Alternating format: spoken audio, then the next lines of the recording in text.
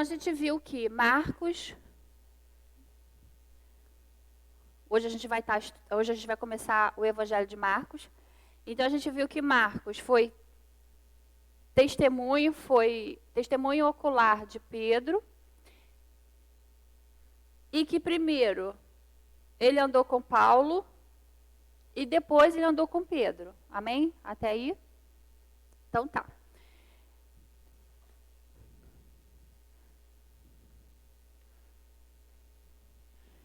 Marcos é o primeiro que relata sobre Jesus e que fala da sua história.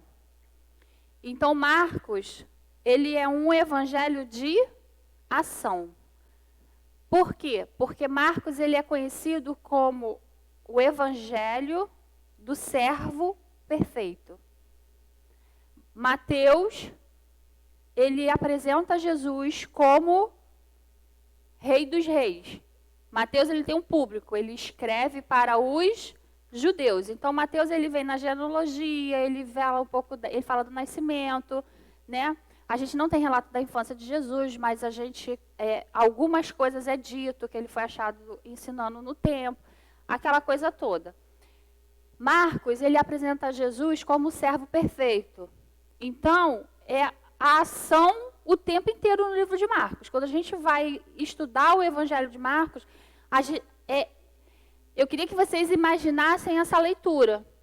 A gente lendo e a todo tempo assim, ó, nossa, Jesus não parava. Porque é ação a seguir, né? Em seguida, a gente vê os relatos dessa forma. Ele já começa lá, né, falando de João Batista, e aí depois fala de Jesus indo para o deserto, e depois começa a falar das ações de Jesus. E Marcos ele vai dedicar 1/3 do evangelho dele falando da última semana de Jesus em Jerusalém. Quem recebeu o devocional da Páscoa sabe do que eu estou falando. A gente estudou na semana da Páscoa, a gente estudou toda a última semana de Jesus. Então foi uma semana que Jesus ele não parou. Então Marcos ele é um evangelho de ação, porque é o servo. O servo ele faz o quê? Aquilo que o seu Senhor encarrega ele de fazer. Nós somos servos de Deus. Então o livro de Marcos ele nos ensina o tempo inteiro que a gente também precisa estar trabalhando para o Senhor, amém? Lucas, a gente vai ver que ele era o homem perfeito. Porque aí Lucas, o público dele já é o quê? Os gentios. A questão grega, que naquela época, né, o homem estava no... Como é que se diz? O homem, ele era da perfeição do homem, da inteligência do homem, aquela coisa. Então Lucas, ele escreve trazendo assim, não, o homem perfeito é Jesus. E João, ele escreve universal. A carta de João, ela é universal. Ela escreve apresentando Jesus como o Filho de Deus. Então, cada evangelho foi escrito com um propósito. Lembre-se. Eu vou ler, a gente vai começar o livro de Marcos. Então, toda vez que vocês pegarem para começar a estudar algum livro, primeira coisa, quando foi escrito? Segunda coisa, para quem foi escrito? E terceira coisa, qual a finalidade de ter sido escrito? Para que a gente consiga compreender o contexto de todo aquele livro. Amém? Então a gente vai ver que Marcos, ele é um evangelho de ação. O tempo inteiro a gente vai ver Jesus está num lugar, daqui a pouquinho ele está em outro, ele está fazendo isso, ele está resolvendo isso, e ele está saindo para orar, e ele volta, e ele faz milagre, ele faz cura, e ele responde os questionamentos, e ele briga com a liderança judaica, e o tempo inteiro é isso. Até cansa para falar, né? Mas é justamente esse olhar que a gente tem que ter ao abrir e estudar o Evangelho de Marcos. Nenhum dos evangelhos traz o nome do autor. A igreja, ele busca as evidências interiores e exteriores para atribuir a Marcos esse evangelho. Então, Marcos ele não traz o nome do autor, mas as evidências, os estudos que foram feitos lá no século I, traz a autoria para Marcos. Outra coisa. Então, quem é esse Marcos? E aí hoje a gente vai falar sobre ele. A gente vai ter algumas lições sobre o João Marcos. Porque o Evangelho de Marcos, mas o nome dele era João Marcos. E com certeza quem já leu o livro de Atos sabe que ele está lá. E que aconteceu uma coisa com ele lá no livro de Atos que desencadeou uma grande discussão, uma grande briga. Então, Marcos, vamos entender aí. Naquele tempo, nome duplo era muito comum na questão romana. Então, João, Marcos. João, o Marcos era o nome romano dele, e João era o nome judeu dele. Então, João, Marcos. Comum ter esses dois nomes no Império Romano. Então, primeira curiosidade que a gente tem aí de João Marcos. Ele era filho de uma mulher rica, que se chamava Maria.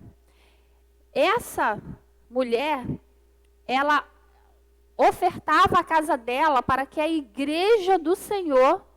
Michele, você quer um papel? Não? Ela ofertava essa igreja, ela disponibilizava a igreja dela para que a igreja do Senhor se reunisse. Aonde que está isso? Vamos lá começar agora a cavucar aí João Marcos. Atos, capítulo 12, versículo 12.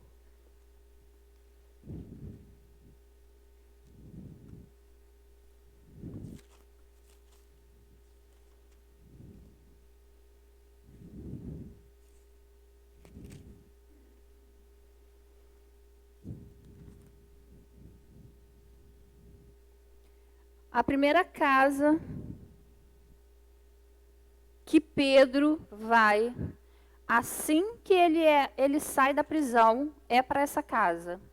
Então, Atos 12, 12. Abriram aí? Percebendo isso, ele se dirigiu à casa de Maria, mãe de João, também chamado Marcos, onde muita gente se havia reunido e estava orando.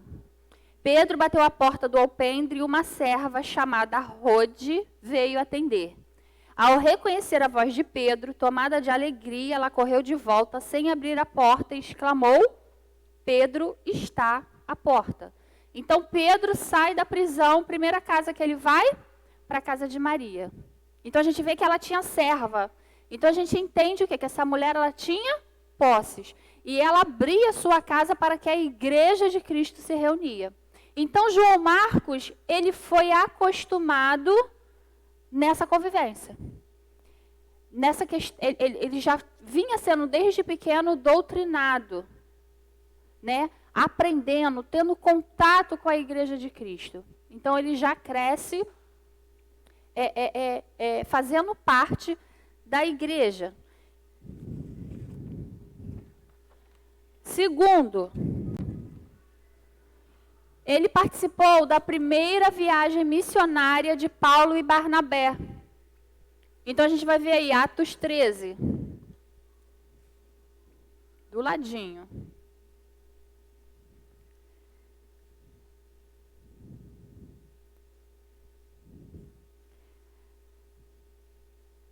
Na igreja de Antioquia havia profetas e mestres, Barnabé, Simeão, chamado Níger, Lúcio de Cirene, Manaém, que fora criado com Herodes, o tetrarca, e Saulo.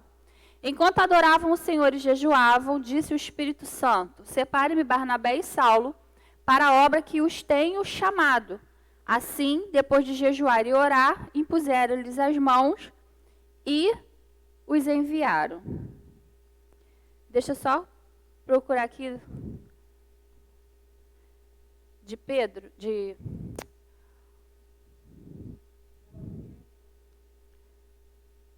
Treze, 5, vamos lá. Chegando em Salamina, proclamaram a palavra de Deus nas sinagogas judaicas. João estava com eles como auxiliar. Então, na primeira viagem missionária, ele vai como auxiliar, ou seja, como ajudador. Isso aqui no hebraico está dizendo isso. Na minha, ela já veio transliterada para auxiliar. Na de vocês está diferente? Está como? Isso aí. Então, só que acontece um problema. No meio da viagem, João Marcos ele volta. E aí cria-se um grande conflito em relação a isso. Por quê? A gente não sabe exatamente o motivo que João Marcos desistiu de ir para essa primeira viagem missionária. Primeira coisa que se especula, saudade da mãe, por ser um jovem. Então, viajando para outras cidades, ele decide voltar. Segunda coisa, porque a liderança passou para Paulo e ele não quis ir. Por quê? Porque Barnabé era primo de Paulo, de João Marcos. A gente vai ver isso lá em Colossenses fala. Então, ele era primo de Barnabé, que era companheiro de Paulo nas viagens. Como a liderança passou para Paulo, talvez ele não tenha aceitado muito bem isso, então ele decide retornar. Ou viu que as circunstâncias eram difíceis e desistiu. Eu, particularmente, eu fico com a terceira opção. Por quê? A gente conhece e sabe os sofrimentos que Paulo passou nas viagens missionárias, amém? Como ele era recebido nas cidades, ele e Barnabé. Não era uma viagem fácil. Não era. Então, eles eram rejeitados, o evangelho não era bem aceito. A gente sabe que Paulo apanhou, Paulo foi preso. Então, você imagina um jovem presenciando tudo isso. Presenciando. E aí, sem uma maturidade que é exigida de nós. Então, o que acontece com ele? Ele decide voltar. Então, a terceira opção, eu particularmente, eu acho a mais plausível. Onde que está isso? Lá no versículo 35, vamos ver? 13, lá no capítulo 13 ainda, no 35.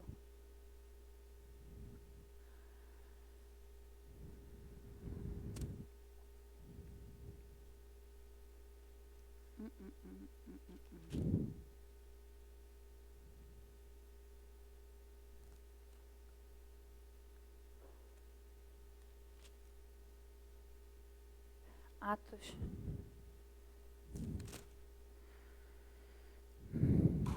Não é o 35 não, gente.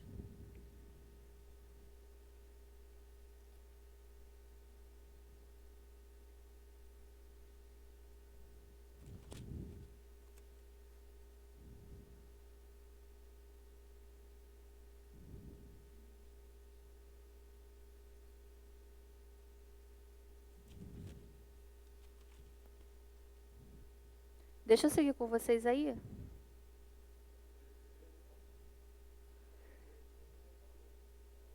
Não, 13 não. 13. O 35 é a outra parte que eu vou ver com vocês agora. De Pafos, Paulo e seus companheiros navegaram para Perge, na Panfilha. João os deixou ali e voltou para Jerusalém. Então, ele desiste dessa primeira viagem missionária. Vai até um certo ponto e depois ele retorna. A terceira coisa, aí agora a gente vai ver lá Atos 15. Agora sim. A partir do 35. Então, a gente já viu até agora que o evangelho que foi escrito por Marcos, o nome dele na realidade é João Marcos. Primeiro ele andou com Paulo, depois ele andou com Pedro, e a gente agora está vendo o porquê que aconteceu isso. Por que ele primeiro andou com Paulo, depois ele andou com Pedro. E por que ele foi testemunha de Pedro e não testemunho de Paulo. Então, primeira coisa, ele começa a sua caminhada cristã nas viagens missionárias. Chega a um certo ponto, ele desiste dessa viagem, ele retorna. Paulo e Barnabé seguem viagem e fazem o que precisa ser feito. Eles retornam para Jerusalém. Atos 15. E aí, Atos 15, a gente estudou muito isso quando a gente estudou o livro de Atos, que foi o Concílio de Jerusalém. O evangelho estava avançando, gentios estavam se convertendo, e os judeus, Pedro, começa a questionar essas coisas. Então, é feito o concílio para que, nesse concílio, se decida o que farão agora com esses gentios. Se eles precisam ser circuncidados ou não, Porque o evangelho está avançando. Então, eles começam a ver o que era necessário ser feito. Só que nesse meio tempo, houve uma discussão teológica entre Paulo e Barnabé. Vamos lá, no versículo 35. O negócio está avançando, o trabalho está indo, né? As coisas estão andando, mas mesmo assim, os problemas estavam acontecendo. Isso não é muito diferente das nossas vidas hoje. O trabalho na igreja está acontecendo, as coisas estão fluindo, mas sempre tem alguém ou sempre tem alguma coisa que vai acontecendo para tentar desestabilizar a gente ou até haver uma divisão mesmo dentro da igreja. E houve essa divisão. Lá no 35 fala o quê? Paulo e Barnabé permaneceram em Antioquia, onde, como muitos outros, ensinavam e pregavam a palavra do Senhor. Algum tempo depois, então você vê que as coisas estavam caminhando, as coisas estavam indo. Só que algum tempo depois, Paulo disse a Barnabé: voltamos para visitar os irmãos em todas as cidades onde pregamos a palavra do Senhor, para ver como estão indo. Paulo era um pastorzão, né? Então, ele queria voltar agora para as cidades para saber como que estava indo lá. Barnabé queria levar João, também chamado Marcos. Mas Paulo não achava prudente levá-lo, pois ele, abandonando-os na Panfilha, não permanecera com eles no trabalho. Então Paulo falou assim: Barnabé, não vou levar. Mas Paulo é jovem, né? Meu primo, a gente precisa, né? Vamos levá-lo sim. Não, Barnabé, não vou levar. Ele roeu a corda, não quis ir com a gente, retornou no meio do caminho, não levo. E aí, então, lá no 39 fala o quê? Tiveram um desentendimento tão sério que se separaram. Barnabé, levando consigo Marcos, navegou para Chipre. Então, o que acontece? Barnabé falou assim: não, eu não vou desistir desse jovem. Para você, tudo bem, você não quer caminhar com ele? Ok, mas eu não vou abrir mão desse jovem. Eu vou levá-lo comigo. Então, Barnabé se divide de Paulo aqui, vai para um canto, vai para Chipre, e Paulo vai para outro lugar. Então, Barnabé passa a caminhar agora com João Marcos, e Paulo ele passa a caminhar com Silas.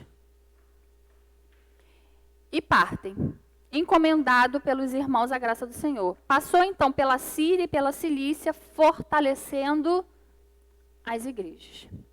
Então, por causa de João Marcos, houve um desentendimento tão sério de dois homens, onde fizeram uma viagem missionária, onde fundaram várias igrejas, onde converteram vários gentios, e por causa de um desentendimento, eles se dividem. Eu quero muito que vocês acompanhem aqui, porque a gente tem uma grande lição em cima de tudo isso. Tá?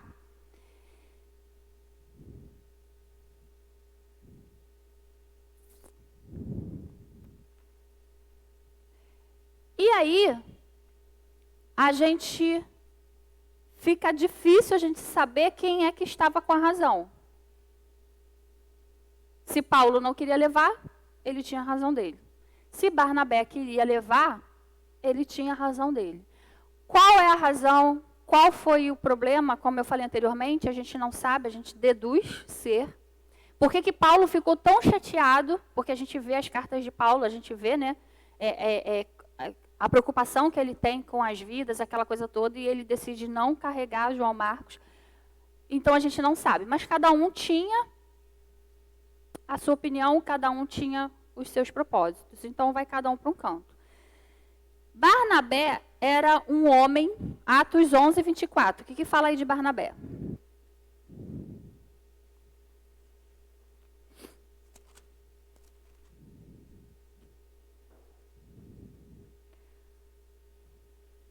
Onze, 24.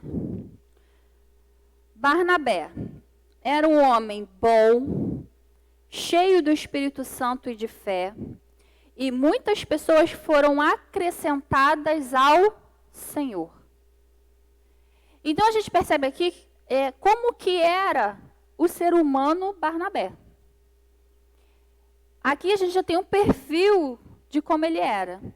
Então, como diz aqui, ó, e muitas pessoas foram acrescentadas ao Senhor. Então, provavelmente, Barnabé investiu e muito na vida de outras pessoas. A gente nem ouve falar disso, né? Mas olha que homem. Eu, particularmente, nunca ouvi ninguém pregando sobre Barnabé. Nunca ouvi. Mas a gente vê aqui que dá uma baita de uma pregação. Então, você vê aqui que ele investiu na vida de outras pessoas. E não ia ser diferente ele investir na vida de João Marcos. Então, a primeira lição que a gente precisa tirar aqui para as nossas vidas hoje, nunca desista de alguém.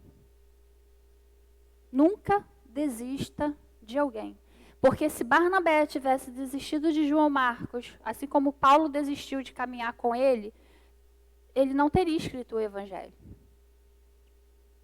Então, a gente precisa compreender que todos que são colocados à nossa volta, a gente não pode desistir. Não desista. Era um jovem, não tinha pique, não tinha coragem, não estava preparado. Não desista dos jovens da igreja. Não desistam dos adolescentes da igreja. Ele era um jovem e teve alguém que caminhou com ele. Amém? Então, a gente vê aqui que, inclusive,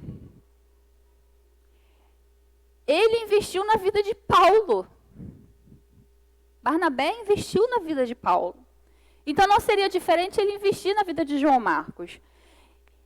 A palavra, nesse momento aqui, ela silencia de Marcos. Foi a última vez que a gente vê aqui uma citação sobre o início da caminhada de João Marcos. A gente não sabe o que aconteceu, como que ele encontrou Pedro, qual foi o momento que ele encontrou com Pedro. A gente não sabe como que foi, como foi o crescente da sua vida espiritual. Mas a gente subentende por outras citações de como ele foi crescendo em relação a isso. Então, a gente vai ver lá, ó. Antes de eu falar sobre isso, a gente vai ver essa questão de Paulo, Atos 11, 25. O que fala lá? A gente leu que ele era um homem bom, cheio do Espírito Santo e de fé. Muitas pessoas foram acrescentadas ao Senhor. No 25 fala assim, então Barnabé foi a Tarso procurar Saulo. E quando o encontrou, levou-o para Antioquia. Assim, durante um ano inteiro, Barnabé e Saulo se reuniram com a igreja e ensinaram a muitos. Em Antioquia, os discípulos foram pela primeira vez chamados cristãos. Então, Barnabé investiu na vida de Paulo, foi até Tarso, pegou Paulo, trouxe Paulo e começou a caminhar com Paulo. Não seria diferente na vida de João Marcos. Então,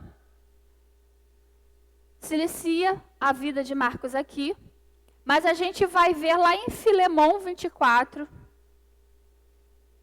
Até então aqui, João Marcos era conhecido como aquele que desistiu da viagem, que retrocedeu, e causador da grande divisão entre Barnabé e Paulo. Amém?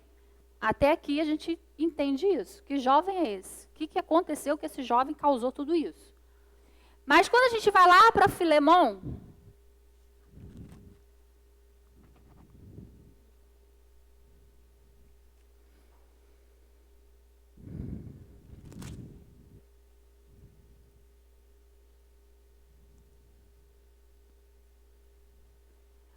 olha que coisa incrível isso daí. Quem escreveu Filemão? Paulo. Olha o que Paulo fala lá no versículo 23.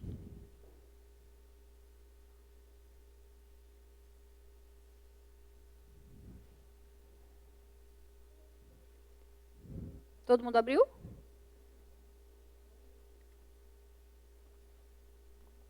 Filemão antes de Hebreus. Filemão é um capítulozinho. Todos acharam? Olha só o que Paulo fala.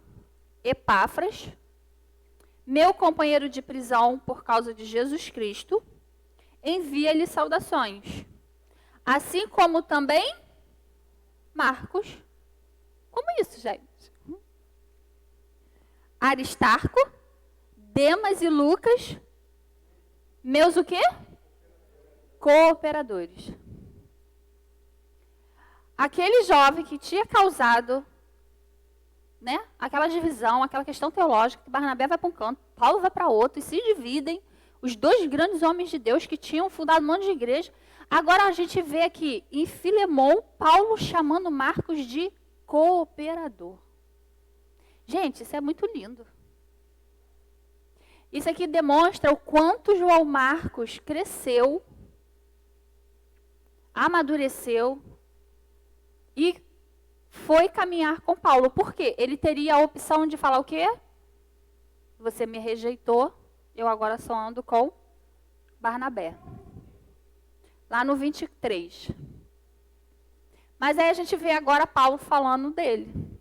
A gente vai ver Paulo falando dele em Colossenses 4:10.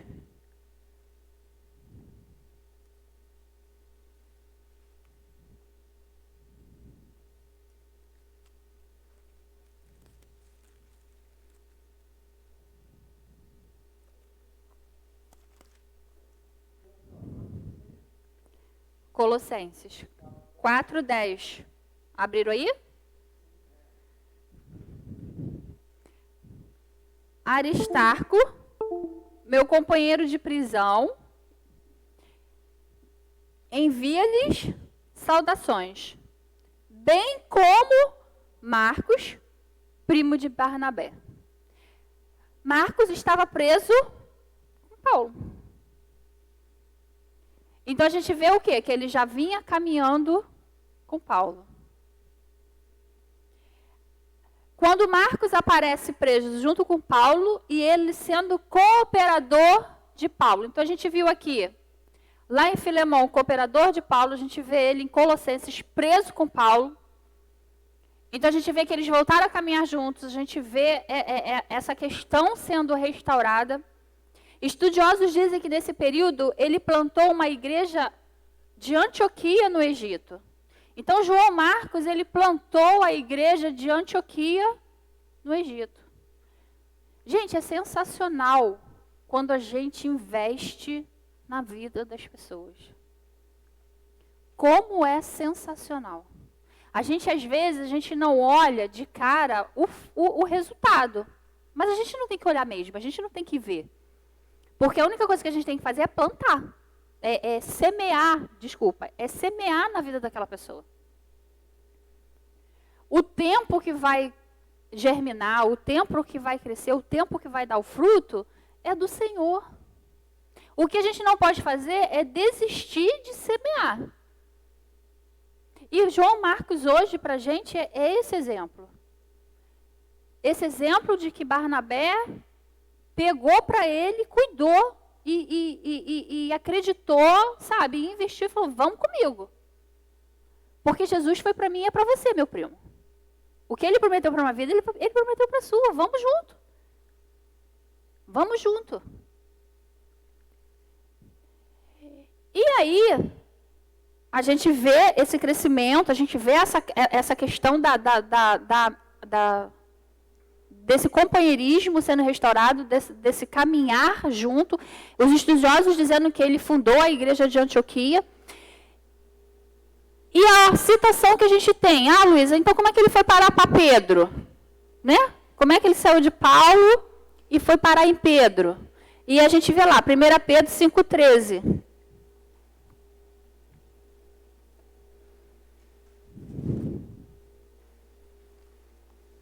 Primeira Pedro 5,13.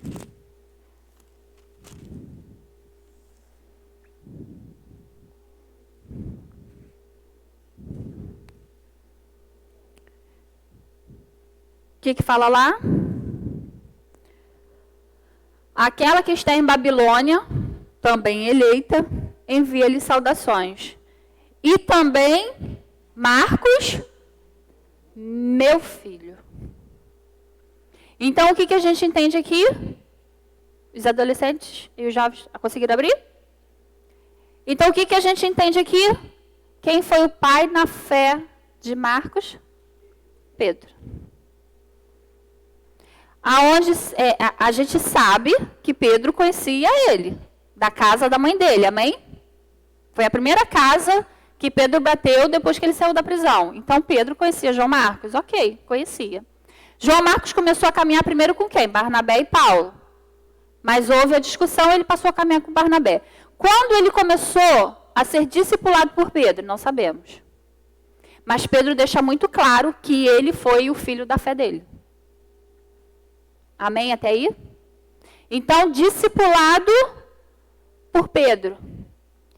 Então, ele foi uma testemunha ocular de Pedro. Ele presenciou as pregações de Pedro, ele presenciou os testemunhos de Pedro, que não foram poucos, foram muitos. E Pedro foi uma pessoa que tem um grande testemunho de conversão, porque a gente vê Pedro nos evangelhos, a gente vê Pedro em Atos, já tem uma diferença de vida, mas a gente vê uma diferença muito grande quando a gente lê as cartas de Pedro.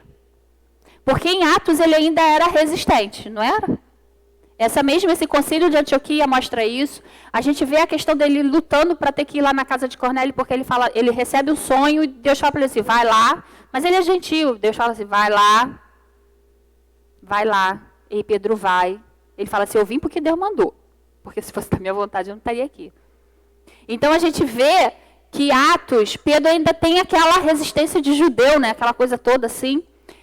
Mas quando a gente vai ver 1 Pedro, 2 Pedro, a gente já vê aquele Pedro assim, bem quebradinho, né? Bem transformado. Jesus fala para ele lá nos evangelhos, Pedro, quando você se converter, né? Ensina os teus irmãos. Então a gente vê que mesmo Pedro andando com Jesus, Pedro ainda não era convertido. Precisou passar por um processo, negou Jesus, precisou gerar arrependimento, precisou se converter, veio o Espírito Santo, capacitou. Então, a gente vê ele aqui falando, e também Marcos, meu filho. Então, Marcos era filho na fé. Nós precisamos gerar filhos da fé. Não os jovens e adolescentes que estão hoje aqui, vocês precisam aprender a gerar filhos na fé. E a gente gera filhos na fé como? Pregando o evangelho, semeando. Ah, mas eu só tenho 15 anos, 14 anos, 18, 19. Semeie. Semeie. Porque uma hora a colheita vai vir. Você não vai nem ver, você não vai nem saber, mas está dando fruto. Aquela árvore cresceu. Aquela árvore está dando fruto com semente, porque a gente precisa dar fruto com semente. Vocês estão entendendo? Então, semeiem. Façam filhos na fé. Então, o fato é que Pedro ele se encontra com Marcos. Ele discipula Marcos. E ele foi restaurado e pronto para o ministério do Senhor. A ponto de Paulo reconhecer o seu valor como cooperador e que servia para estar com ele nas viagens e nos trabalhos missionários. Agora sim, Marcos. Você está apto. Vão comigo. Vem comigo. Vamos junto aí trabalhar nessa série que é muito grande. 2 Timóteo 4, 9 e 11 é um relato de Paulo no final da vida. Vamos ver lá? 2 Timóteo 4, do 9 ao 11.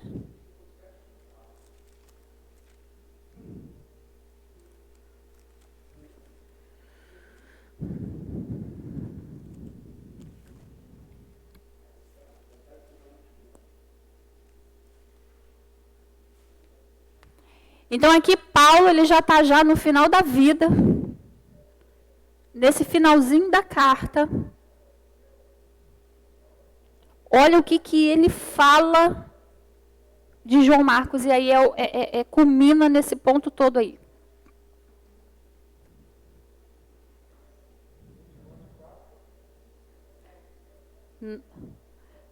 Não, 7 foi que o irmão falou ali, mas a gente pode ler. Mas a gente tem que amar mesmo, porque isso aqui tem que ser o que a gente também tem que declarar no final da vida. Isso mesmo.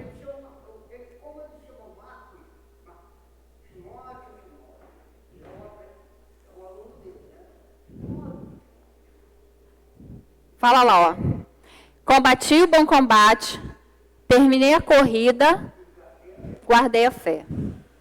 Agora me está reservada a coroa da justiça, que o Senhor, justo juiz, me dará naquele dia. E não somente a mim, mas também a todos os que amam a sua vinda. Versículo 9. Procure vir logo ao meu encontro, pois Demas, amando este mundo, abandonou-me e foi para Tessalônica. Crescente foi para a Galácia e Tito para a Dalmácia. Só Lucas está comigo. Gente, a gente é de emocionar. Tem coisas assim que eu leio na Bíblia e não tem como a gente não se emocionar. Trabalhou, sabe? Fez o que fez. A gente tem os relatos de Paulo e no final da vida ele fala assim, ó, todo mundo se foi. Só Lucas está comigo. E aí ele fala assim, ó, traga Marcos com você, pois ele me é útil para o ministério. Gente, que profundidade é isso? Que profundidade é isso? Como a gente vê o quão maravilhoso foi essa semeadura de Barnabé na vida de João Marcos. E o quanto é lindo ver o perdão gerado no coração de João Marcos a querer caminhar e estar em prisão, preso com aquele homem que rejeitou ele. É muito amor de Cristo no coração. Então ele fala lá, porque ele me é útil no ministério. Então Barnabé, Pedro e o próprio Paulo investiu na vida dele. Investiu. Que a gente possa investir na vida das pessoas, sabe? Que a gente não venha desistir. Por mais que impossível pareça ser, não desista de ninguém. Não desista, porque a gente vai começar a estudar justamente um evangelho. Porque a gente está carente de evangelho. Hoje nós estamos carentes de evangelho. Então a gente vai estudar o evangelho justamente por isso. Porque da mesma forma que o Espírito Santo trabalhou na minha vida, me resgatou, sabe, me deu uma oportunidade de gerar uma nova vida, de ser uma nova pessoa, ele pode fazer isso na vida de qualquer um, irmãos. O mesmo Jesus que está aqui escrito, ele é o mesmo hoje. Ele é o mesmo hoje, ele é capaz de transformar qualquer vida. Qualquer vida. Não é o que eu acho, mas é o que ele acha, é o que ele quer. É a oportunidade que ele dá, sabe? É as boas novas. E a gente vai falar sobre isso. São as boas novas. A gente está carente de boas novas. A gente não tem boas novas. A gente abre o Instagram, a gente abre o Facebook. Eu não tenho Facebook, mas eu sei. Abre o Facebook, a gente abre a internet, a gente liga na Record e só é notícia ruim. É só coisa ruim que acontece. A gente viu aí um pai que pulou do 17º andar com a filha de 6 anos, no colo. Se suicidou, gente. Isso é de dilacerar o coração. Como que estava a mente e o coração desse homem?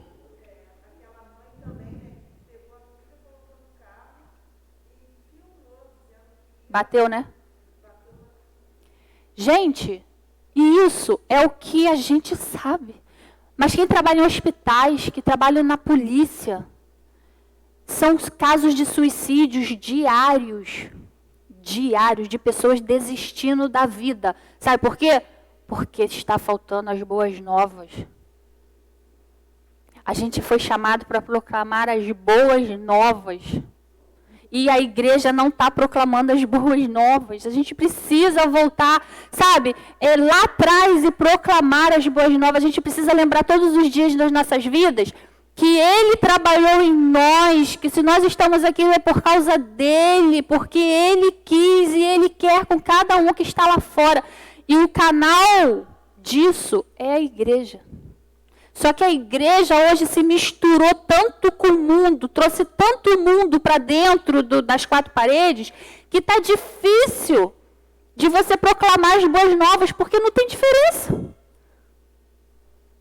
As pessoas mentem dentro da igreja, as pessoas adulteram dentro da igreja, as pessoas fornicam dentro da igreja. As pessoas invejam dentro da igreja. A gente acabou de estudar Tiago chamando a atenção da igreja em relação a isso, irmãos. A igreja precisa acordar. Sabe, acordar. As pessoas matam hoje dentro da igreja, a gente vê maridos espancando esposas. Mães espancando filhos e se dizendo crentes. Crentes. Crente dando golpe uns nos outros e está dizendo que está dentro da igreja. Como isso? Vocês são a nova geração aqui do Ministério Nova Unção. Cresçam, amadureçam, se fundamentem na palavra do Senhor. Seja diferente, porque Jesus ele vai voltar. E ele vai levar uma noiva sem mácula, sem rugas e sem mancha. Ele não vai levar uma noiva com as vestes imaculadas. Não é porque eu acho que eu estou dentro da igreja, que eu estou vindo sentar no banco, que quer dizer que eu seja salvo, não, irmãos. Então, invista na vida das pessoas. Invista. Invista. Invista sem esperar nada em troca. Porque o crescimento vem do Senhor. Paulo plantou, Apolo regou, mas o crescimento veio de Deus.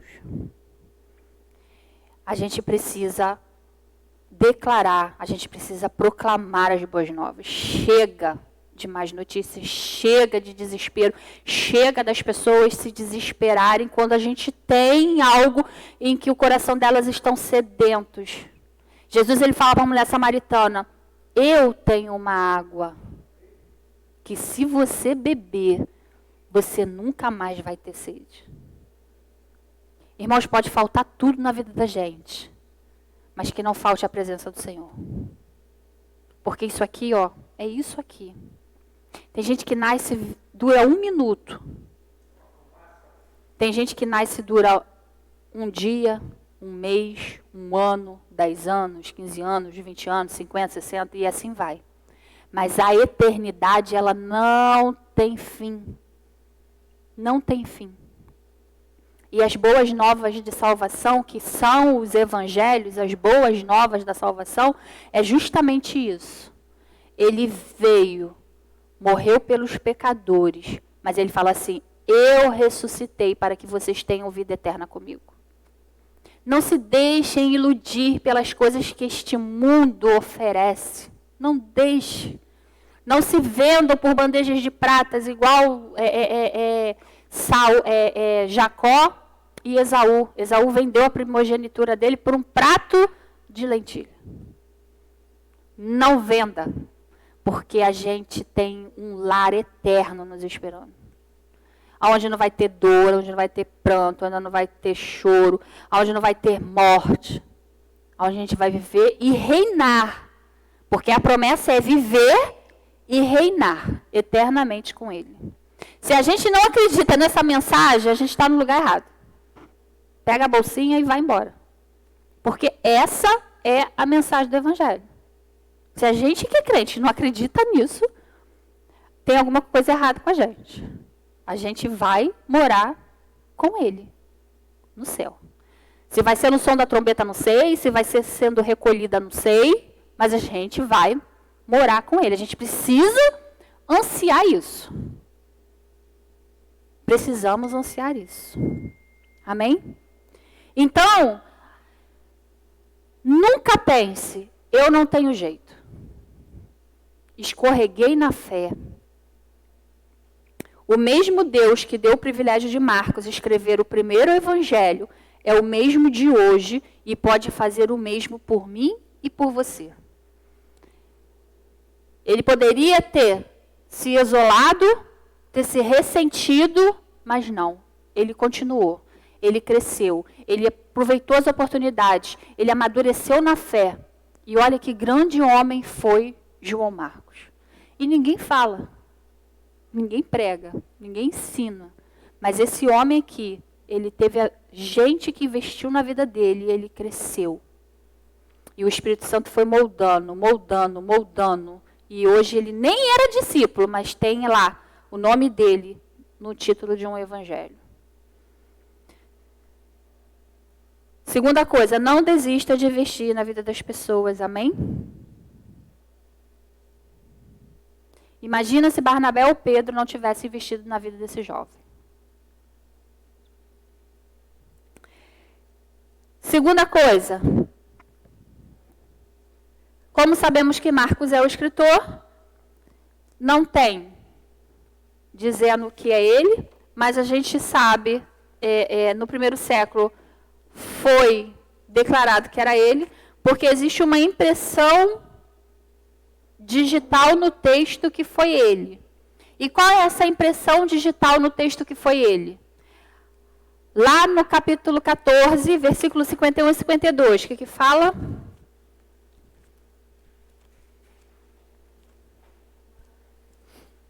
Marcos 14.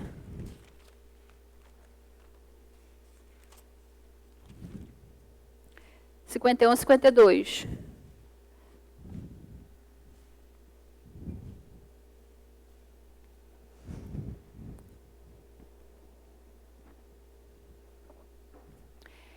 Existe uma linha de estudo, e a gente está numa escola bíblica dominical, então a gente pode falar isso sem problema nenhum.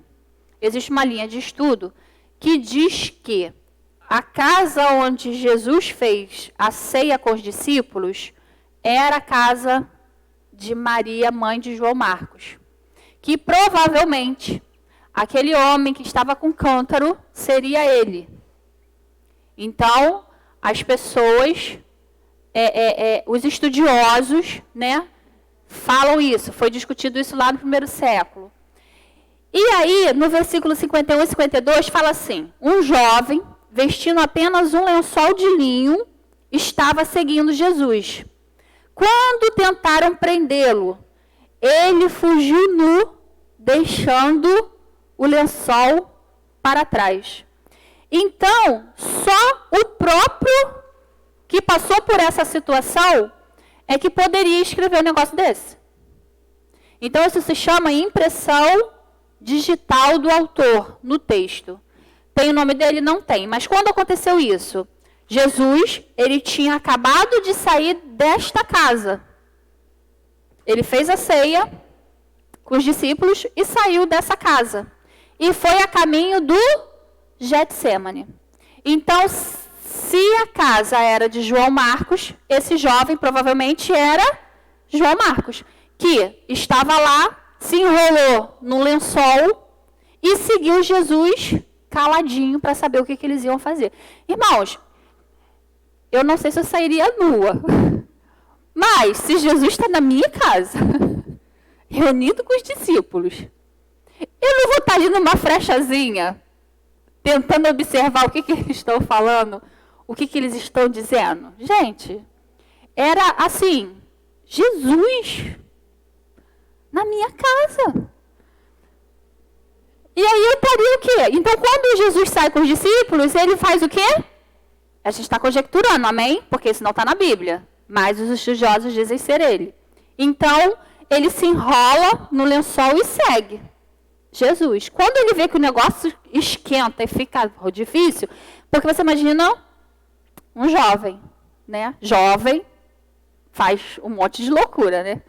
Então, a loucura maior de seguir Jesus e fala assim, quando ele vê que o negócio está esquentando mesmo, ele se manda, o lençol cai. Então, somente quem passou, porque naquele vucu-vucu, gente, quem ia perceber que tinha um menino que estava enrolado no lençol, que esse lençol cai e ele ainda estava nu? Ninguém. Estava sendo ali, os soldados vieram, Pedro arranca a orelha, e é aquele vucu-vucu, os discípulos fogem. Então, dizem que esses versículos 51 e 52 são a impressão digital de realmente o autor ser João Marcos. Amém? Segunda coisa, vamos ver lá. Então, para quem Marcos escreve? E aí agora a gente vai compreender um pouquinho essa questão do para quem Marcos escreve. Lembra que no início eu falei que Mateus escreveu para os judeus, Lucas escreve para os gentios, João escreve uma carta universal, Marcos ele escreve para os cristãos romanos. Ele está em Roma e escreve para os romanos. Então, qual é a finalidade dessa escrita para os romanos? Ele escreve por quê? Porque entre o período 65 e 69 é o período onde se conjectura que isso foi escrito. Por quê? Porque Pedro morre em 65. Então Pedro foi-se. Por quê? Perseguido por Nero. Então, Pedro e Paulo, eles morrem por causa desse homem. Então a gente vai ver lá, entre 65 e 69 depois de Cristo, período em que Nero, ele assumiu e começa uma perseguição aos cristãos. Ele dizima muitos cristãos e martiriza tanto Pedro quanto o apóstolo Paulo. Então viram mártires, tanto Pedro quanto Paulo. Então, você imagina esses cristãos que estão em Roma, que estão passando por uma perseguição terrível, que eles estão vendo pessoas sendo mortas no Coliseu, e quem já viu filmes aí sabe do que eu estou falando, a crueldade que era, porque não era apenas matar, gente, era fazer sofrer, porque eles negavam o Império Romano. Então, você imagina como estava a cabeça desses homens. Não existia ainda os evangelhos, porque Marcos é o primeiro evangelho. Então, o que acontece nisso tudo? A igreja, vendo as mortes, ela começa a desejar que o relato da vida de Jesus, que foi transmitida pelos apóstolos, pudessem ficar registrados. Os apóstolos estão indo, estão morrendo. A gente precisa que algo fique, para que a gente comece a reproduzir isso. Então, Marcos escreve para o quê? Para confortar uma igreja que está sofrendo por ser perseguida e está sendo massacrada pelo martírio e pela força do império. Imagina o desespero desses cristãos. Imagina o desespero dessa igreja. Ouve a pregação, passam a acreditar e de repente começa uma perseguição terrível. Terrível em relação aos cristãos. Jesus já tinha predito sobre isso. E aí a gente vê que no ano 70, Jerusalém é destruída e o templo é destruído. Amém? Tudo. A cidade é devastada. Então não pode ter sido 70 e nem pode ter sido antes. Então entre 65 e 69. Marcos então escreve, como diz o versículo 1. O que fala lá? Princípio do Evangelho de Jesus Cristo, o Filho de Deus.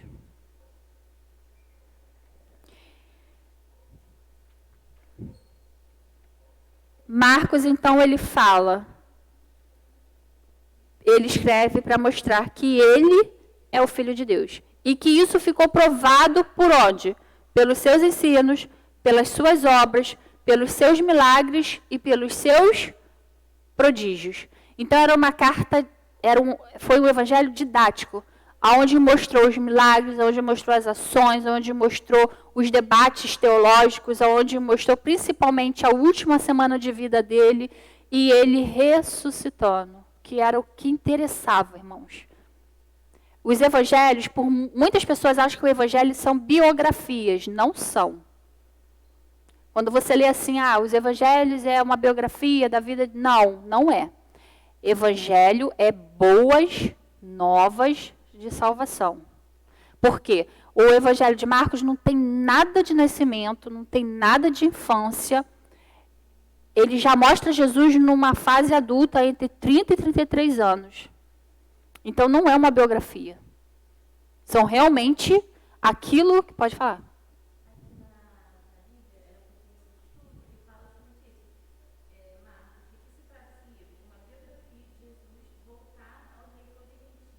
Não, não é. Por quê? Quando a gente pega uma biografia, aqui quem já leu biografia?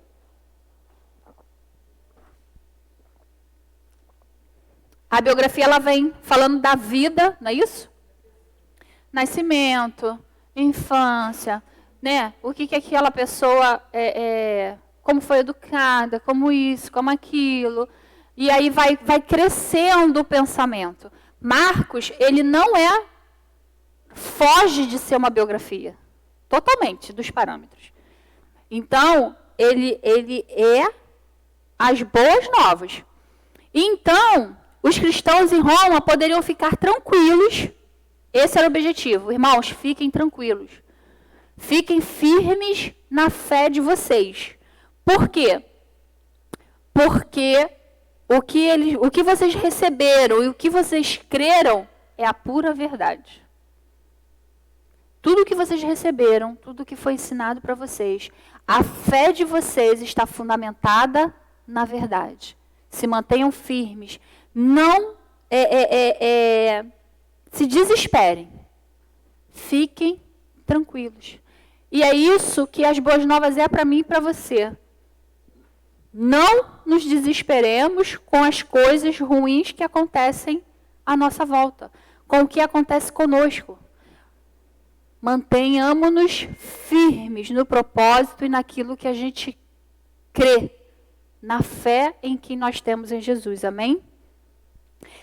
Marcos ele escreve que Jesus era o Todo-Poderoso, mas também ele era o servo sofredor.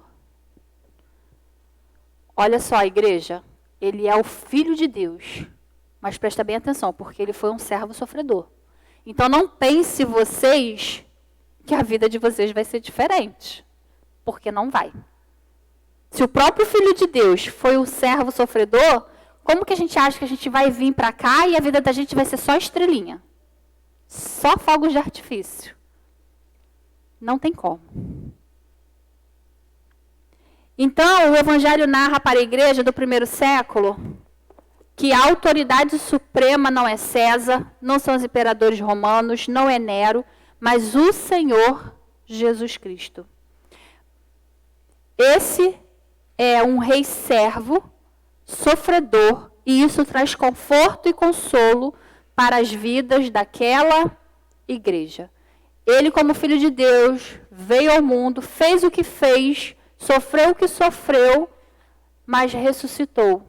Então, estamos no mundo, vamos passar o que tivermos que passar, crendo no nosso firmamento de fé, que é Jesus Cristo, sabendo que um dia nós também ressuscitaremos com Ele.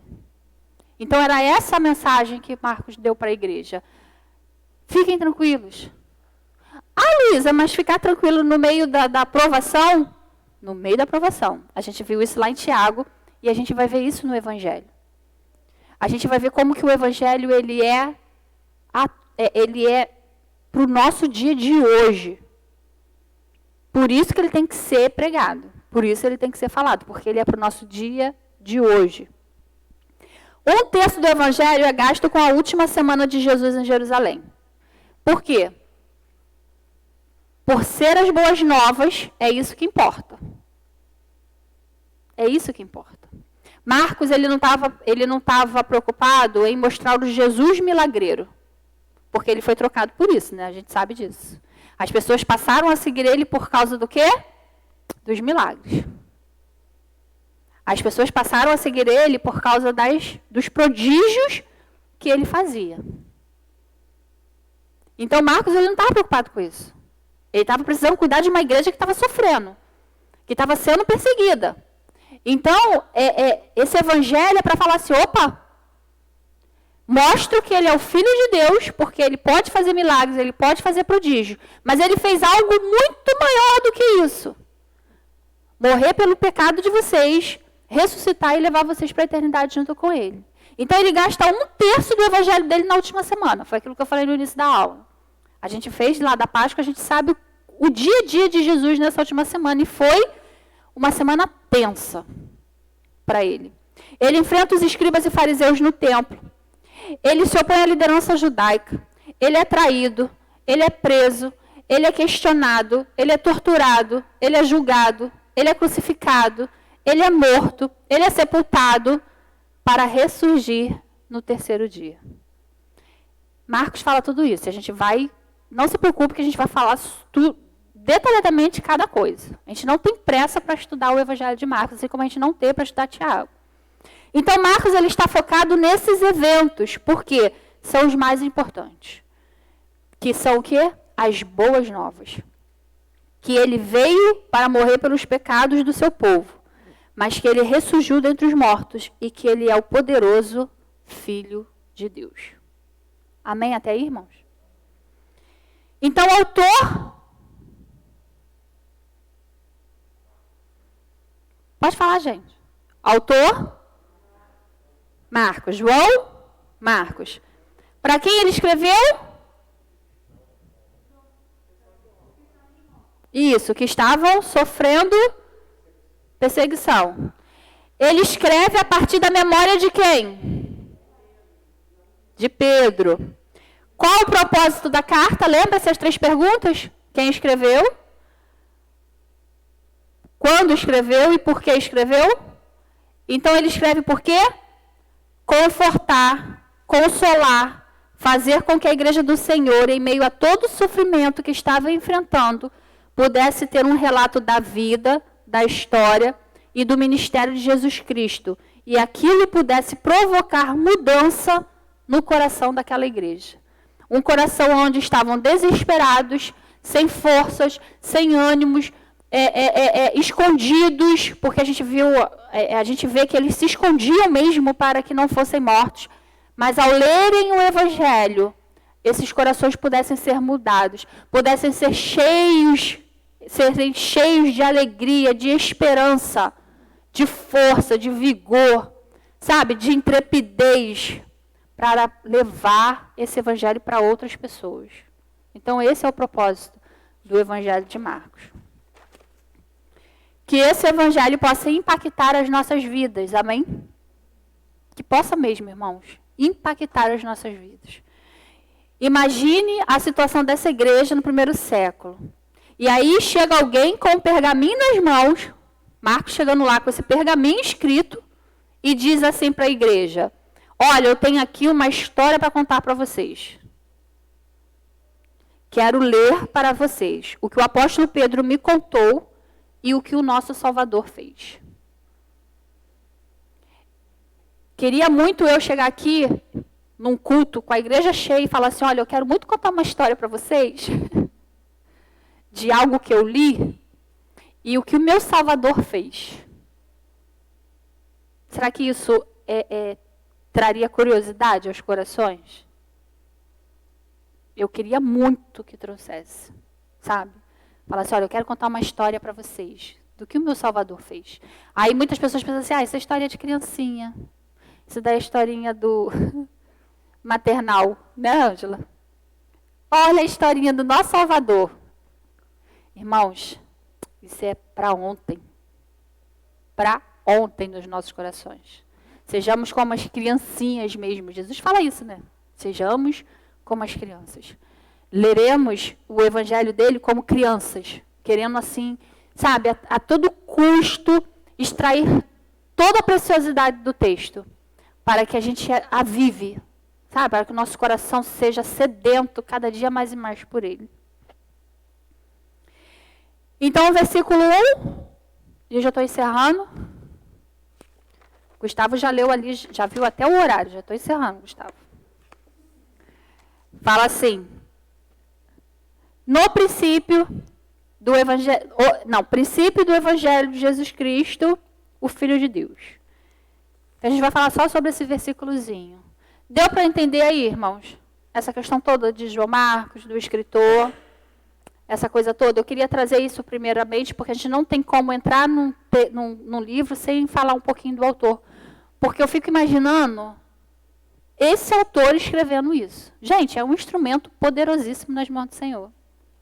O Espírito Santo te revelando as coisas, sabe? Você escrevendo. Foi algo assim extraordinário. Extraordinário. Então, antes de eu começar aqui, deixa eu ver aqui algumas outras coisas que eu trouxe. Porque são importantes. Marcos também ele levanta a grande questão. Quem é Jesus? A gente vai ver sobre isso no evangelho dele. Por quê? Porque desde o início isso foi uma preocupação das pessoas. Quem é? Quem é esse Jesus? Quem é esse homem? Né? Quem é esse que está curando? Quem é esse que está fazendo as coisas? Né?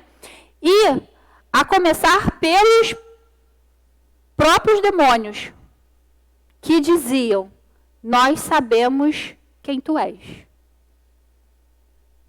Só que Jesus ele falava o quê? Cala-te, não fale. Por quê? Porque ainda não era o momento. Jesus mandava eles calarem a boca. Quando é que Jesus começa a revelar o seu ministério? Por Marcos ser um evangelho prático, a gente vai falar sobre isso. Quando que Jesus ele começa a revelar o seu ministério? Houve um fato. Até esse momento, Jesus ele ainda não tinha sido revelado como Filho de Deus. Mas houve um evento onde ele se revela. E a partir deste evento, ele começa a se pronunciar como Filho de Deus. Por que isso, irmãos? Porque ele não veio ser o curandeiro. Ele veio ser o Salvador. Então, ele precisava que as pessoas entendessem ele como Salvador e não como curandeiro. Então, ele curava e pedia assim, não fale. Ele curou o leproso, falou assim, agora você vai não comente, vá, se apresente ao sacerdote, faça as ofertas que precisam ser feitas, mas você não conte para ninguém. Só que o que o homem fez? Contou para todo mundo. E várias pessoas foram assim. Então começou a vir uma grande multidão atrás do curandeiro. Daquele que fazia milagre, daquele que fazia prodígios. Só que quando Jesus começa a pregar o evangelho, quando Jesus começa a questionar o entendimento dessas pessoas, o que eles faziam? Se mandavam. Não ficavam. Então quando Jesus ele começa, naquele evento, aonde ele pergunta para os discípulos assim, o que a multidão diz que eu sou? E aí eles falam, né? Uns dizem que você é Elias, outros falam que é Isaías, né? É um profeta, não sei o quê. E aí ele pergunta para eles assim, e vocês? Quem vocês dizem que eu sou? E aí o Espírito de Deus revela para Pedro o quê? Tu és Cristo, o Filho do Deus vivo. A partir desse momento, ele começa a revelar o seu ministério. E as coisas as coisas elas vão se estreitando, porque aí ele começa a proclamar o que ele veio fazer. Eu não vim para curar e para fazer milagres, fazer prodígios, multiplicar pães. Eu vim para salvar. Eu vim para trazer o meu reino. E aí começa as perseguições. Então,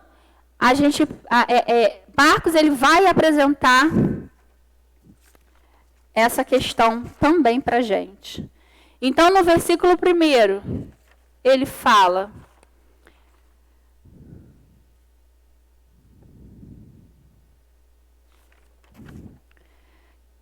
que além de consolar e confortar, ele era o Messias, o Filho de Deus, o enviado de Deus.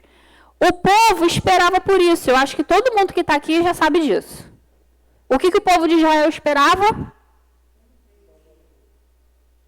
O Messias, não é isso? Eles esperavam o Messias, o enviado. Mas eles tinham uma visão desse Messias. Qual era a visão desse Messias? Isso aí. Podem falar, gente. Vocês sabem que eu sei disso. Então, o povo judeu ele tinha uma visão diferente de Messias, da questão messiânica. Então, o povo ele esperava por isso a vinda do Messias, o enviado de Deus. A gente sabe disso desde Gênesis. A promessa de Deus, lá em Gênesis 3,15, foi o quê? Que viria um que pisaria e esmagaria a cabeça da serpente. Então, desde Gênesis, o povo já sabia que o Messias ia vir. Então, você vai ver isso em todos os livros da Bíblia. Por quê? Porque toda a Bíblia ela é cristocêntrica. Todo livro fala de Cristo. Então, a gente vai ver, o messianismo na visão judaica, do tempo de Jesus e dos próprios discípulos, era uma visão equivocada. O que os discípulos fizeram quando Jesus foi preso? Fugiram. Andaram com Jesus, viram de Jesus, presenciaram de Jesus, foram instruídos por ele. Ele falou várias e várias vezes o que ele ia fazer. E quando ele é preso, eles, E Tomé só acreditou por quê? Porque enfiou o dedo lá na ferida. Precisou enfiar o dedo para ver que era Jesus. Então, eles tinham uma visão totalmente diferente. Por quê? Eles ansiavam por alguém que viesse restaurar o poder político, o poder econômico e bélico de Israel. Eles sonhavam com o quê? Com o reino davídico. Sabe aquele reino de Davi? Que a gente lê na Bíblia, de muitas lutas, muitas vitórias, muitas cidades conquistadas, né, muitos bens, e reinando, né, um rei bom como foi Davi, um rei que unificou o povo, um rei que era próspero, um rei que pensava no benefício do povo. Então, eles pensavam isso, mas por quê? Porque existia a promessa de que viria da genealogia de Davi. Tem, os judeus ortodoxos esperam até hoje. Os judeus messiânicos já acreditam, mas os ortodoxos estão esperando até hoje o Messias. Eles não acreditam que Jesus veio. Ele ainda virá. Então, Marcos ele vai dizer para aquela igreja que estava sofrendo um contexto de luta. Olha só, essa igreja estava sofrendo um contexto de luta, um contexto de guerra, dificuldades tremenda entre o povo judeu e o Império Romano, que vai culminar na destruição de Jerusalém e do templo em 70 depois de Cristo. Vocês estão ansiando pelo Messias? Marcos fala para eles, né? Vocês estão esperando pelo Messias? Pois eu quero dizer que o Messias já veio. O Messias é Jesus Cristo, o Filho de Deus. Então, por isso ele começa o evangelho dele com isso. Princípio do evangelho de Jesus Cristo, o Filho de Deus. Aquele que Pedro, os apóstolos pregaram e estão anunciando aquele que vocês vão conhecer através do relato que escrevi. Ele é o Cristo, o Messias de Deus. O que viria como enviado de Deus para Israel. No primeiro momento há um impacto. Mas quando Jesus começa a fazer os milagres, eles diziam, o Messias chegou. Então quando Jesus vem, que Jesus começa lá a caminhar com os seus 30 anos, tem aquele impacto, não tem? Quem é esse? Que até o mar, né? E as ondas obedecem. Quem é esse capaz de perdoar pecados? Quem é esse que curou o leproso? Quem é esse que curou aquele que não enxergava, que estava cego de nascença? Então o pessoal de Israel começou assim, é ele, o nosso Messias veio, e começou aquela multidão seguindo Jesus, aquela coisa toda. Mas aí, e aí eu quero que vocês façam uma comparação com os dias de hoje. E aí, quando ele começa a pregar o evangelho e a confrontar aquelas pessoas e mostrar que ele não veio simplesmente como milagreiro, mas como salvador, e ele começa a pregar o reino para aquelas pessoas, e esse não é um reino humano e político, mas é o reino espiritual, as pessoas começam a dizer, não é o Messias. Não é. Ele não é o Messias que nós estávamos ansiando. E aí, se a gente fizer um paralelo entre a igreja de hoje e as coisas que estão acontecendo, a gente vai ver que é exatamente isso aqui. Se você prega bens, se você prega prosperidade, se você prega bênção, se você prega que vitória, mas o que? Essa teologia terrível da prosperidade que invadiu as igrejas. Se você está pregando isso, Jesus está aqui contigo. É Ele, é o meu Salvador. Ele é tudo para mim. Mas quando as coisas começam a dar errado, quando você está pecando, que você é confrontado do teu pecado, que vem uma palavra onde você precisa se arrepender, porque senão você vai morrer e a sua alma vai morrer junto. Você fala assim, não, esse daí não é Jesus, não. Esse daí não é o Evangelho, não. Que isso? Jesus me ama. Eu sou o centro da vida de Jesus, como a gente escuta aí, né? Eu sou o centro da vida de Jesus. Irmãos, sabe o que aconteceu com Jesus? Eles mataram Jesus. Por causa disso. E as igrejas hoje estão matando Jesus através dos púlpitos. Porque estão dando Jesus errado para as pessoas. O próprio Jesus, ele segurou o ministério dele o quanto ele pôde para que as pessoas não viessem a ele por causa disso. E quando ele solta o ministério dele, que ele diz o porquê ele veio, as pessoas começam a dizer, não é o Messias, e mataram Jesus.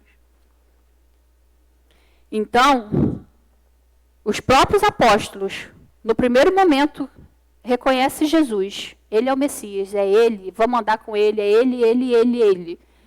Mas depois eles vão negar, porque ele não era o Messias, que eles também esperavam. Pô, o cara morreu. Morreu, ainda morreu da pior morte possível. Que Messias é esse? Quem a gente seguiu esse tempo todo? Quem era esse homem? Mas aí Marcos vai dizer, ele é rei todo-poderoso. Mas veio em condições humildes, nasceu de forma humilde, viveu de forma humilde, vai morrer como servo sofredor. E o seu reino não é desse mundo. Amém? Eu vou encerrar por aqui. Na aula que vem, eu falo mais um pouquinho desse versículo 1. E a gente dá sequência no restante, ok?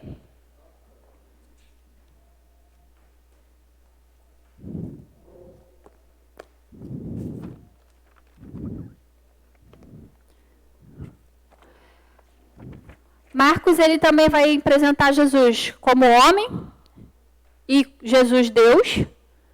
Jesus como Filho de Deus e o Jesus Salvador. Ele vai falar dos milagres, ele vai falar das curas, ele vai falar da natureza, ele vai falar que ele ressuscitou, ele vai falar da multiplicação dos peixes e da transfiguração. Tudo isso a gente vai ver bem tranquilo, bem calmo, sem pressa e sem correria. Então, a gente segue aí. Eu quero muito pedir a vocês que vocês leiam o Evangelho de Marcos. Ah, não consigo fazer uma leitura corrida. Leia, então, pelo menos o primeiro capítulo no sábado, ok? Para que no domingo a gente possa estar falando na mesma língua. Para que vocês consigam me acompanhar, para que a gente possa dar sequência no estudo. Porque é muito ruim eu estar falando as coisas e vocês não estarem sabendo aonde eu estou. Então, leia o capítulo 1 no sábado, no finalzinho do dia, para ficar bem fresquinho na cabeça. Anotem o que vocês quiserem anotar, tragam, e aí a gente vai estudando junto. Porque eu também nunca fiz o estudo detalhado do livro de Marcos. Então, a gente vai estudar juntos. Eu vou buscar o que eu consigo, orar para Deus me dar a revelação, e vocês façam o mesmo. Orem, busquem, peçam a Deus para dar a revelação, para que a gente cresça junto, tanto a gente daqui quanto o pessoal que está em casa. Seria muito bom se todos viessem, porque aí a gente tem um rendimento muito maior. Mas eu espero que o pessoal de casa consiga acompanhar bem aí os nossos estudos seguintes. Tá bom? Posso contar com a senhora, dona Dina? Quero ver, hein? Quero ver. Sônia, muito bem, Sônia. Isso aí, Sônia. Olha a pedrinha na coroa. Que eu sempre falo, olha a pedrinha na coroa. A coroa tem que estar pisada. Jesus botar a coroa, você não conseguia nem levantar, assim, com aquela coroa linda, maravilhosa, cheia de pedrinha, naquele grande dia. E ele sorrindo, botando a coroa em você, falando assim, ô, servo bom e fiel, né? Foi fiel no pouco, no muito te colocarei. Olha, venha para o reino bendito do meu Pai. É desse jeito, irmãos, que ele faz com a gente. Então, hoje a gente aprendeu que nunca desista das pessoas. Nunca desista das pessoas. Nunca deixe de falar as boas novas de salvação. Estamos vivendo períodos dificílimos e nós temos um tesouro em vaso de barro, que é o Evangelho, onde a gente pode levar paz, consolo, esperança para os corações tão sofridos que estão ao nosso redor. É muita gente morrendo, irmãos. Realmente, Jesus nunca esteve tão à porta como está hoje. É muita gente morrendo. Quando a gente pega lá 400 e poucos mil, ou já passou dessa margem, de mortos de Covid? Passou? Já está 500 e pouco? Quase 500 mil. Quando a gente pega do Brasil isso, que a gente pega de todos os países, porque não foi só no Brasil, foi todos os países do mundo, e você calcula aí quantas pessoas morreram nessa pandemia em 1 ano e meio, que a gente está caminhando aí. Gente, isso é um absurdo. De pessoas morrendo. E bota aí nisso, faz uma pesquisa de quantas pessoas morreram sem salvação. Sem salvação. E a igreja tem a sementinha para plantar nesses corações. E a igreja está dormindo. Está dormindo. E aí eu fico me perguntando da questão das 10 virgens. 5 eram nécias, 5 eram prudentes. Todos dormiram. Não é que a palavra diz? Todos dormiram. Mas as que tinham o azeite de reserva, que é o Espírito Santo, ouviram o noivo. Então a gente precisa estar cheios do Espírito Santo. Cheios do Espírito Santo. Porque as circunstâncias vão ser igual para todo mundo. Mas só vai ouvi-lo quem estiver cheio do Espírito Santo. E o Espírito Santo não habita em qualquer templo. Ele não habita. Ele é muito precioso para habitar num templo que está bem sujinho. Então a gente precisa se atentar a isso, amém? Vamos orar? Espero que vocês tenham gostado de saber que nós estudaremos um evangelho. Porque eu estou empolgada em relação a isso. Amém? Eu queria que um jovem orasse, abençoando a aula, já que hoje nós tivemos o privilégio de ter vocês conosco. Amém? Vamos orar.